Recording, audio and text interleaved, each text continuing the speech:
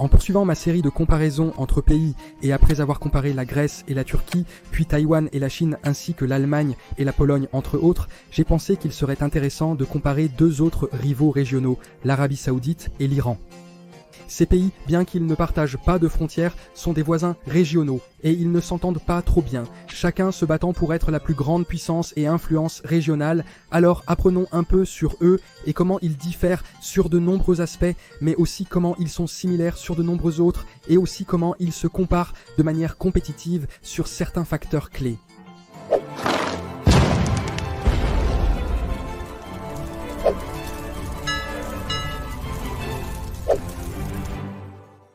D'abord le drapeau.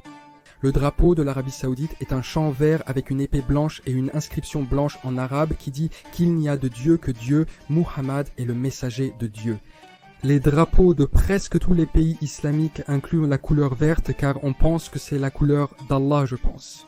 Le drapeau de l'Iran, là aussi, est blanc mais ajoute du rouge à cela. Un tricolore horizontal de vert, blanc et rouge, avec l'emblème national également en rouge, centré sur la bande blanche et le takbir écrit 11 fois chacun dans le script koufique en blanc sur le dessus des bandes vertes et rouges. Le takbir est le nom arabe de la phrase « Dieu est le plus grand ». Je crois que le drapeau, avant la révolution islamique, était le même, mais au lieu du symbole national, il y avait un lion avec une épée et un soleil derrière lui. Cet emblème national actuel présente 4 courbes et une épée surmontée d'un chara. Ce sont des représentations stylisées du mot Allah. L'emblème national de l'Arabie Saoudite, différent de celui sur son drapeau, présente 2 épées croisées surmontées d'un palmier. Les 2 épées représentent le royaume d'Hejaz et le sultanat de Naïd, unis par le roi saoudien en 1926. En ce qui concerne le type de gouvernement, l'Arabie Saoudite est une monarchie absolue établie en 1932 avec une tradition post-Seconde Guerre mondiale de liens étroits avec les États-Unis et le Royaume-Uni.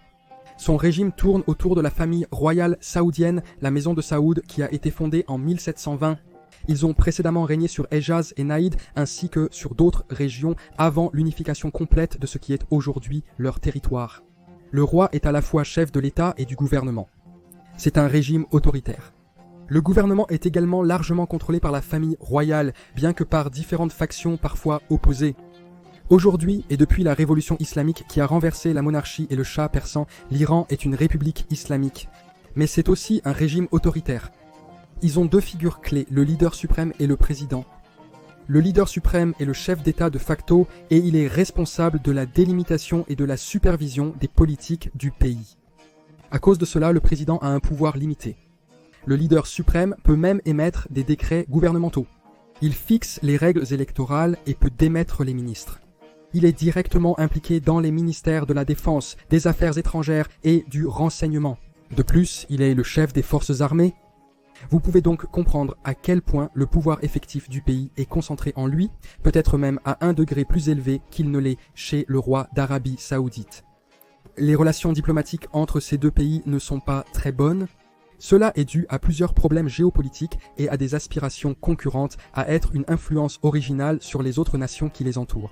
Leur politique d'exportation de pétrole et leurs relations avec les États-Unis et l'Occident sont aussi controversées. L'Arabie Saoudite est généralement plus proche de l'Occident, étant même un allié militaire pour certains, tandis que l'Iran est à l'opposé. Les relations diplomatiques ont en fait été suspendues à plusieurs reprises, notamment de 1987 à 1990 ou à partir de 2016 après qu'une foule a attaqué les missions diplomatiques saoudiennes en Iran. Mais en 2023, elles ont été rétablies via la Chine. Mais une grande partie de cette rivalité découle également du fait qu'ils sont religieusement différents, bien qu'ils soient tous 2 musulmans. L'Iran suit l'islam chiite, tandis que l'Arabie Saoudite suit l'islam sunnite. En Arabie Saoudite, 90% sont sunnites et 10% chiites, tandis qu'en Iran, 94% sont chiites et seulement 5% sunnites. C'est un peu plus compliqué que cela, mais pour résumer la différence fondamentale entre eux, les chiites croient que l'islam devrait être dirigé par les descendants de Mahomet, tandis que les sunnites croient que le dirigeant de l'islam devrait être nommé par élection et consensus. Les sunnites constituent environ 90% des musulmans dans le monde. La grande majorité, et surtout les pays arabes, sont principalement sunnites. Je crois que seuls l'Iran, l'Irak, l'Azerbaïdjan et Bahreïn ont des majorités chiites. Il est à noter que l'Iran et l'Arabie Saoudite ont presque 99% de leur population qui suit la foi respective. Il y a donc peu ou pas de diversité religieuse dans ces pays. Malgré la restauration des relations, la compétition pour être la principale puissance régionale persiste. Ceci, en plus de leur rivalité, les amène à être impliqués dans des camps opposés de nombreuses guerres par procuration. Les deux pays ont été impliqués avec des camps opposés en Syrie, au Yémen, à Bahreïn, au Liban, au Qatar et en Irak, dans une situation très similaire à celle de la guerre froide, lorsque des guerres par procuration ont également eu lieu entre les pays soutenus par les États-Unis et l'Union des républiques socialistes soviétiques. À ma connaissance, les deux pays n'ont jamais été en conflit direct l'un avec l'autre. Si c'était le cas, voici comment leurs forces militaires se comparent, du moins selon les données de Wikipédia. Les forces armées de l'Iran ont un âge militaire de 18 ans, avec 600 000 personnels actifs, le 7e plus grand au monde, avec 350 000 supplémentaires en réserve. Ils dépensent 2,5% de leur produit intérieur brut en dépenses de défense, et ils ont un service militaire obligatoire. L'Arabie Saoudite a 480 000 personnels actifs, le 20e plus grand au monde, avec 60 000 en réserve. L'âge militaire est de 17 ans sans conscription obligatoire. Ils dépensent jusqu'à 7% de leur produit intérieur brut pour la défense. En fait, ils font partie des plus grands dépensiers en défense du monde. Compte tenu du fait qu'ils ont un nombre plus petit de soldats, je supposerais que cette dépense est consacrée à l'équipement, à la formation, aux chars, aux voitures, aux avions et aux navires, ce qui nous amènerait à croire que malgré leur taille inférieure à celle de l'Iran, les forces armées de l'Arabie Saoudite sont mieux équipées. Bien que les deux pays soient en Asie, l'Arabie Saoudite est au Moyen-Orient, tandis que l'Iran se trouve dans ce que les gens appellent parfois l'Asie du Sud centrale. L'Iran fait 1,7 million de kilomètres carrés, tandis que l'Arabie Saoudite fait 2,1 millions de kilomètres carrés. Ce dernier est plus grand, mais pas de beaucoup. Téhéran est la capitale de l'Iran, Riyad celle de l'Arabie Saoudite. Les côtes sud de l'Iran bordent le golfe d'Oman et le golfe Persique dans l'océan Indien, tandis que leur côte nord borde la mer Caspienne. Le territoire terrestre de l'Iran borde le Turkménistan, l'Afghanistan, le Pakistan à l'est, l'Azerbaïdjan, l'Arménie, la Turquie et l'Irak à l'ouest. L'Irak est en fait la seule frontière commune qu'ils ont et une sorte d'état tampon entre eux. L'Arabie Saoudite borde aussi la Jordanie, le Koweït, le Yémen, Oman, les Émirats Arabes Unis, le Qatar et Bahreïn. Ayant également deux côtes, l'une à l'est dans le même golfe Persique et l'autre à l'ouest dans la mer Rouge. Historiquement, l'Arabie Saoudite n'a jamais été un territoire uni. Il contenait le royaume d'Hajjaz, le sultanat de Naïd, et la plupart d'entre eux étaient unis par leur appartenance à l'Empire ottoman ou au califat abbasside encore plus ancien. Cependant, l'Iran, autrefois la Perse, a régné sur une grande partie du Moyen-Orient grâce à l'Empire achéménide, même si le lien avec l'Iran moderne est ténu. Le prédécesseur de l'Iran moderne détenait cependant plus de territoire qu'aujourd'hui, perdant des quantités significatives au cours des 19e et 20e siècles.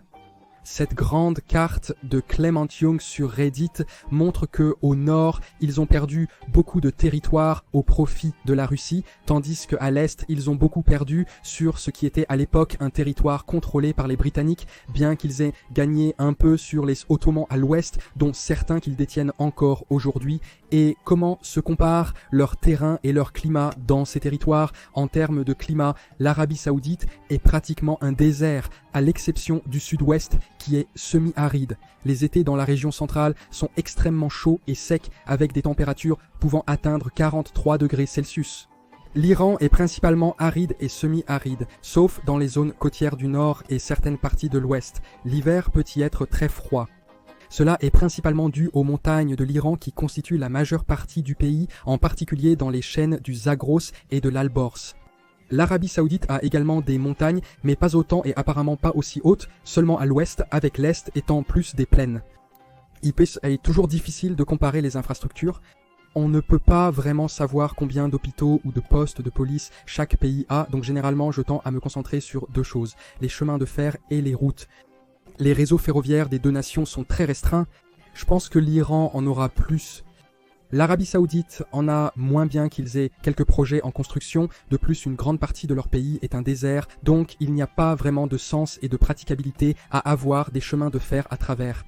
Cependant, en ce qui concerne les autoroutes, l'Arabie Saoudite semble avoir un réseau plus développé, l'Iran semblant abandonner la partie occidentale de leur pays en ce qui concerne les routes à grande vitesse. Qu'en est-il des habitants de ces pays ? La population de l'Iran est presque 3 fois celle de l'Arabie Saoudite, 87 millions contre 36 millions.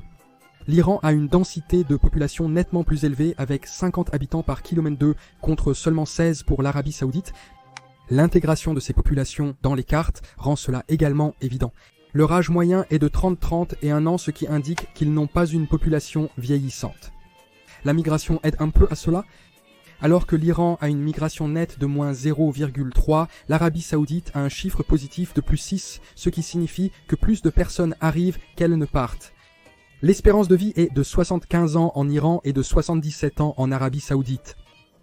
L'Arabie Saoudite a pour langue officielle l'arabe, avec de légères variations régionales, tandis que l'Iran est un mélange de diverses langues locales. Bien que la plupart des gens parlent persan, farsi, cette carte ethno-linguistique nous montre où existent d'autres ethnies et où d'autres langues sont parlées. Il est à noter que les zones où l'islam sunnite est pratiqué se situent toutes dans les régions frontalières. Passons maintenant à l'économie. En comparant le produit intérieur brut en parité de pouvoir d'achat, l'Arabie Saoudite se classe au 17e rang mondial avec 1,7 billion de dollars et l'Iran au 22e avec 1,6 billion de dollars. Les deux s'en sortent plutôt bien à ce niveau. Je vais passer outre le produit intérieur brut par habitant car je pense que c'est une statistique inutile et regardez plutôt le coefficient de Gini qui nous montre réellement comment cette richesse est répartie parmi la population. Un coefficient de Gini élevé indique une concentration de richesse et une répartition inégale. L'Arabie Saoudite a une valeur de 45% se classant 127e mondialement. L'Iran est plus haut, donc mieux, avec 41%. Cela signifie que dans les deux pays, une petite minorité détient la majeure partie de la richesse. L'Arabie Saoudite utilise le rial comme monnaie. Un rial équivaut à 0,24 centimes d'euros ou 0,24 cents américains en juin de 2023. Leur monnaie est arrimée au dollar américain à un taux de change constant. La monnaie de l'Iran s'appelle aussi rial, mais sans le pourquoi. Selon certains, le terme commun viendrait de l'ancienne monnaie espagnole real, qui signifie aussi royal. Il paraît étrange que ce soit ainsi pour la région. En juin 2023, le taux de chômage en Arabie Saoudite est de 8%. En Iran, il est de 11,5%. Le salaire minimum en Iran et en dollars des États-Unis est d'environ 600 dollars.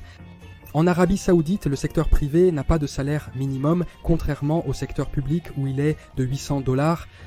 L'indice de développement humain mesure la qualité de vie en prenant en compte l'éducation, les soins de santé et d'autres facteurs. L'Arabie Saoudite se classe 35e avec 0,87, tandis que l'Iran se classe 76e avec 0,77. Aucun des deux pays n'est célèbre pour avoir de grands droits de l'homme. Une liste d'Oxford qui classe les pays du monde entier sur ce sujet de 0 à 1 étant l'idéal, liste l'Arabie Saoudite à 0,14, une valeur extrêmement basse, et l'Iran à 0,22. Sur ce point, ils se ressemblent. Freedom House identifie également la presse de chaque pays comme n'étant pas libre. Donc, c'est ainsi que l'Arabie Saoudite et l'Iran se comparent sur un tas de facteurs différents. Ils sont similaires à bien des égards, mais aussi assez différents sur un tas d'autres. Qu'en pensez-vous ? Les deux pays sont-ils comparables et qui sort en tête ? Faites-le moi savoir dans les commentaires avec vos suggestions sur les deux pays ou régions que je devrais comparer ensuite. Donc merci d'avoir regardé, abonnez-vous si vous voulez. À la prochaine pour plus de culture générale.